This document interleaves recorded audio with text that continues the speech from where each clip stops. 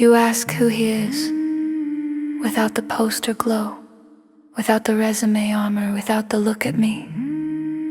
So listen, I'll sketch him like he really moves between a finished chord and the next hard truth.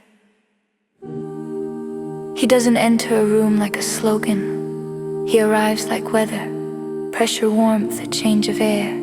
He scans the field with the body first. He hears what the throat swallows, what the eyes won't say. He can be gentle without making it a show, and firm without turning it into domination. His courage is quiet, the kind that keeps the door open while the old parts beg to slam it shut. He'll hold a boundary like a handrail on a dark stair, not to control you, but so nobody falls. There's a maker's rhythm in him. Build, revise, rebuild. Not because he's lost, but because he refuses to fake it. He'll throw away a good page for one honest sentence that breathes and doesn't flatter. He's allergic to shiny certainty. He trusts process more than propaganda, and he'd rather be unfinished and true than finished and false. He works where people avoid looking, where trauma hides behind competence, where the nervous system keeps the receipts. He respects pace, he respects consent. He respects the line between helping and steering. He's careful with power, because he knows what power does when it forgets it's holding a human life. He speaks the language of regulation, the long arc of repair, the body's refusal to be rushed. And he's drawn to methods that open locked doors, yet he's even more loyal to what happens after. Integration, choices, the daily practice of living differently when nobody applauds. He's not romantic about pain, but he refuses the culture of numbing. Let me tell you about the authentic him. Not an anthem, not an advertisement. He's not here to be perfect or better. He's here to be real, to be present. He's learning to stand inside his own skin and say, it's good to be me.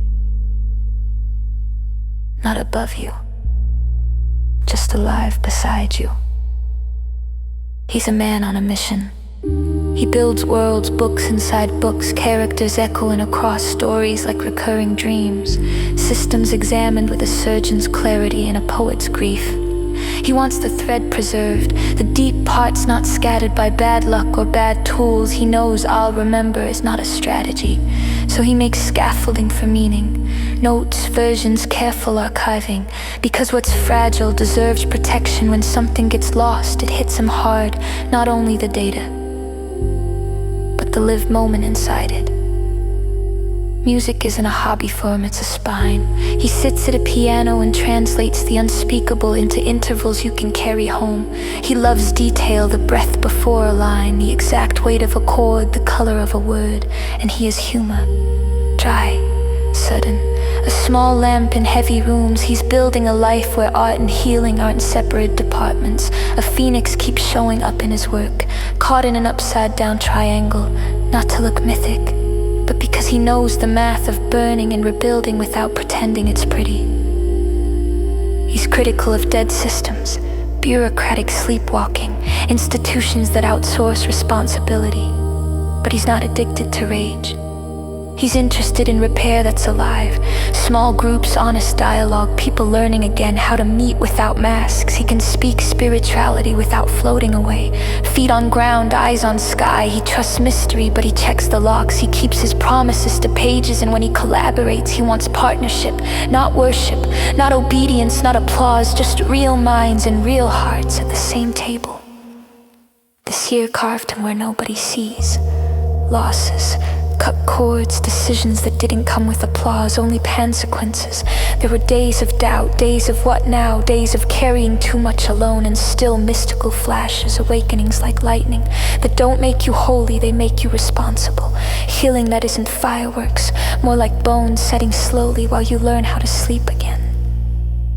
He's learning connection without self-erasure, autonomy without loneliness, and no without turning it into war. He's learning love as practice, what you choose choose when defenses scream, when old strategies beg to repeat, when the easiest move is to disappear. Sometimes he trembles, sometimes he's clear. He names the fear, then keeps walking with it. Let me tell you about the authentic him, a builder with a bruised heart, a therapist with a musician's ears, a critic of dead systems and a believer in live-in repair. He's not trying to be special, he's trying to be whole, and he keeps choosing the next true note, even when it costs. He's a man on a mission, works for a vision. If you meet him, don't perform, bring your honest self, messy, human, incomplete. He can feel pretense like a draft under a door, but truth, he'll meet you there, and he'll stay.